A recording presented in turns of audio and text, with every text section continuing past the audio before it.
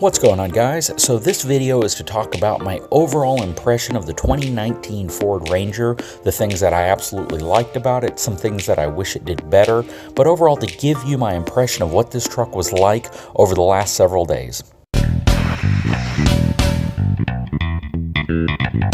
After driving this 2019 Ford Ranger for the last couple of days, it has definitely proven itself to me in terms of power output, torque, and performance. The 2.3-liter 4-cylinder turbocharged engine paired to a 10-speed automatic transmission is the only powertrain option that you're going to have available in this truck. It produces 270 horsepower and 310 pound-feet of torque, which really felt more than adequate for this size truck. Driving through the hills, driving on some really windy roads through various conditions, I never felt as if I was lacking power. I never felt as if I wanted something that was faster or with more torque or with more get up and go. This truck handled and performed very, very well, and that was very impressive for me. I know the vast majority of people who are going to look at buying this truck are simply going to do it because they don't want the size and heft of a full-size truck. They want a little bit more maneuverability when they're driving around in town and when they're parking, and they want a truck that can still get up and go onto freeways and expressways with ease. And I was really impressed by the overall performance and size of this truck and how the whole package kind of fits together really well. Now, something that is a little confusing to me is the fact that there's no standard trailer brake controller that's built into this truck with the tow package. So this truck has some very admirable numbers when it comes to towing and payload. Upwards of 7,500 pounds maximum towing with a payload capacity in the 1,800 pound range when properly spec'd. But not to have a factory installed brake controller was kind of confusing. Now, that doesn't mean that there's not one available. You can get one installed at your local Ford dealership. It is an add-on accessory. They build it into the dash so it looks nice and clean and part of the factory package. It just doesn't make sense to me why they wouldn't simply offer it as an option when you're speccing out the truck from the factory. So something that's nice about the new Ford Ranger is that there are several appearance packages that are available on the truck. Now, one of those packages is kind of a carryover from the F-150. It's called the STX Appearance Package. It gives you a bunch of upgrades that you would want if you're going to get the XL package, but you want it to look a little nicer, a little fancier. It gives you 17-inch painted aluminum wheels, carbon black bumpers, fog lamps, some decals on the box, as well as the premium cloth seats that give you a better overall feel to the seat than the standard cloth seats that you might have. The second one's going to be the Sport Appearance Package. So this is an option for the XLT and the Lariat model, and it basically includes some really nice options such as some magnetic painted tones around different parts of the bumper, as well as the Lariat 17-inch painted wheels or the optional 18-inch machined aluminum wheels. It also gives you some wheel lip moldings and some sport box decals. So it's designed to dress the truck up a little bit more and give it more of an aggressive look. It definitely made a big appearance difference on the trucks that were equipped with it at this specific event. Now, the final package is the Chrome Appearance Package, and it essentially decks the truck out in chrome. You get the skull caps on the mirrors, you get a chrome grille, chrome bumper, a lot of chrome accents such as the wheels are also going to be chromed. It gives you chrome exhaust tips. It basically gives you that Lariat look that a lot of people like on the F-150 and the Super Duty, but optional on the Ranger as well.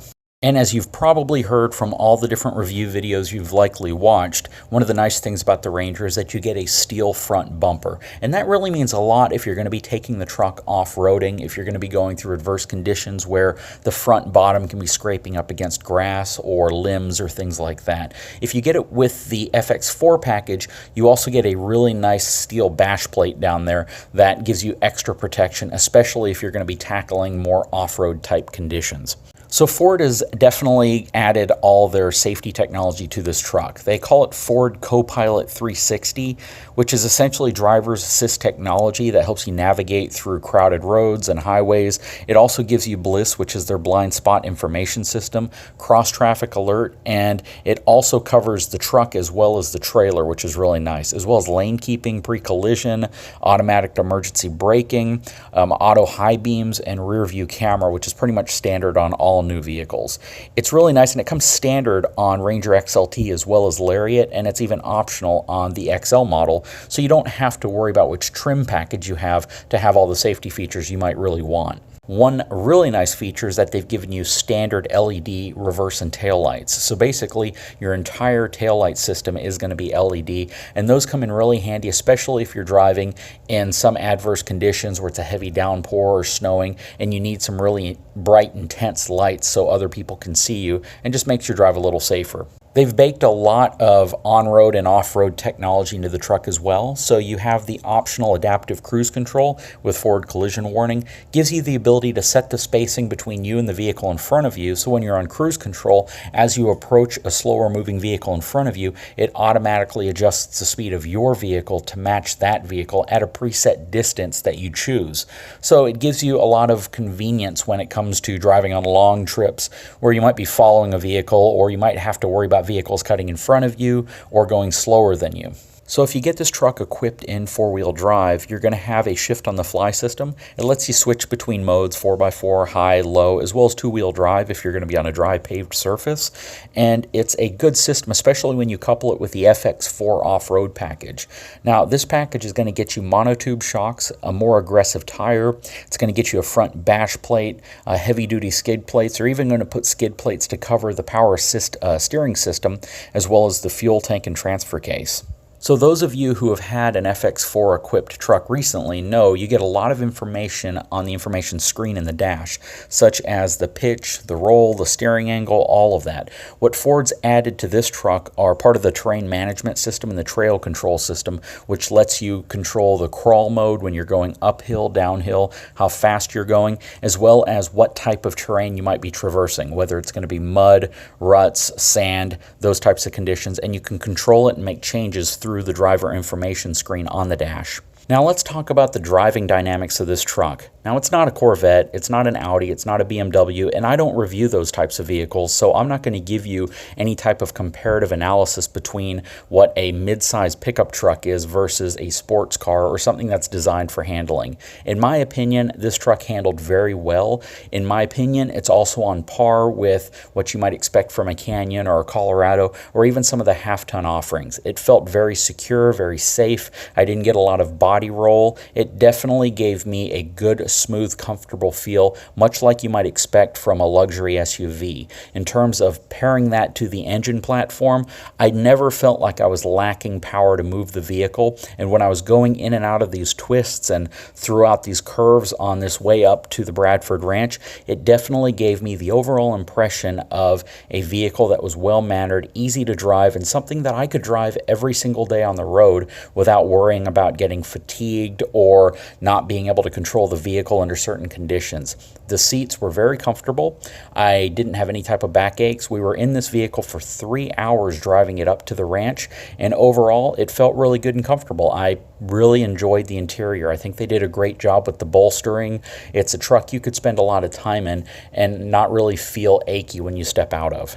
Now, I know a lot of folks are going to want to know how I feel about using this truck to tow a travel trailer or an RV. And of course, towing a travel trailer RV is a lot different than towing a boat or a flat utility trailer.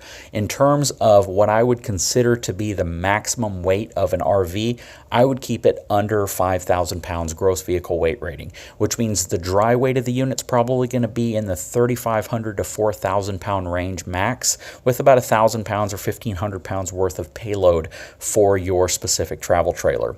In terms of overall length, I would keep it under 24 feet. I think this truck is really the perfect size truck to tow something like a small Apex Nano or an R-Pod or even a small Airstream.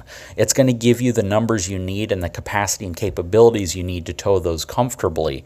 Because remember, confidence and comfort are a big part of towing. So let's end this video talking a little bit about reliability, because I know that's always a concern for people when buying a new vehicle. This specific platform has been in place globally for about the last 8 years. I believe 2010 is when they launched the Ranger globally. So the US model has a few unique characteristics to it. One of the nice things is that it's equipped with all-disc brakes. It's actually the same braking system that's on the global Ranger Raptor. So that's really nice. They've also put the steel front bumper on it, which is a different characteristic than you're going going to see overseas. It's designed more around comfort because Ford understands that people in the US drive longer distances than folks in other countries. So Ford is only offering this truck in 2 cab configurations and 2 bed configurations. And of course, the bed configuration is directly going to coincide with the cab configuration. If you get the extended cab, it's going to have a 6-foot bed, and if you get the crew cab, it's going to have a 5-foot bed, which I think, again, for this size of truck, it's going to be adequate for the type of person that's looking to buy a mid-size truck. So I'm not too worried about the 2 different choices. It's not going to be offered in a regular cab, but if you think about it, regular cab trucks, just like manual transmissions, are kind of a dying breed. I know there's 1% of the population that still wants them, but when it comes to building these things, when it comes to speccing them out, manufacturers have to consider how many of those vehicles they sell and how long they're going to sit on the lot. And I think for the most part, they've made the right decision to move away from manual transmission and regular cab trucks. So you can still buy a regular cab truck in terms of half-ton, and I think most people who want a regular cab truck would be happy with getting it in a half-ton configuration. So to wrap things up, I really had a lot of fun driving the Ranger. I really put it through its paces on the off-road course, drove several of the trucks, and these things were hammered all day long by journalists over that off-road course. We had a lot of fun with it, and I really felt that the truck had a quality overall feel to it. It definitely handled the course very well and all the different obstacles. I had the opportunity to move from it into a Toyota Tacoma and see the differences from an interior ergonomics perspective, and I really liked the direction that Ford went with this truck.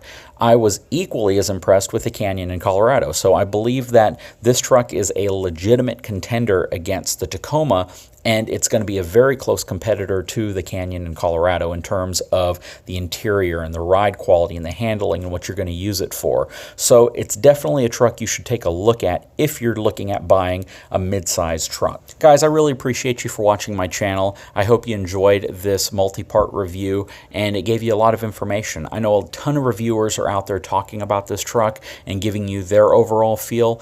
I think it's a good buy. I'm pretty happy with where they set the price and the overall package and options. I do wish they added a few things like the trailer brake controller, as well as a slow opening tailgate, rear air conditioning vents, some things that I've talked about in other trucks. You know, the rear air conditioning vent would really only be applicable to the crew cab model, since the super cab or the extended cab is not really a place you'd want to seat anybody. But overall, I like the truck. Guys, if you haven't had a chance, please take a moment, subscribe to my channel, give me a thumbs up, and we'll talk to you again very soon.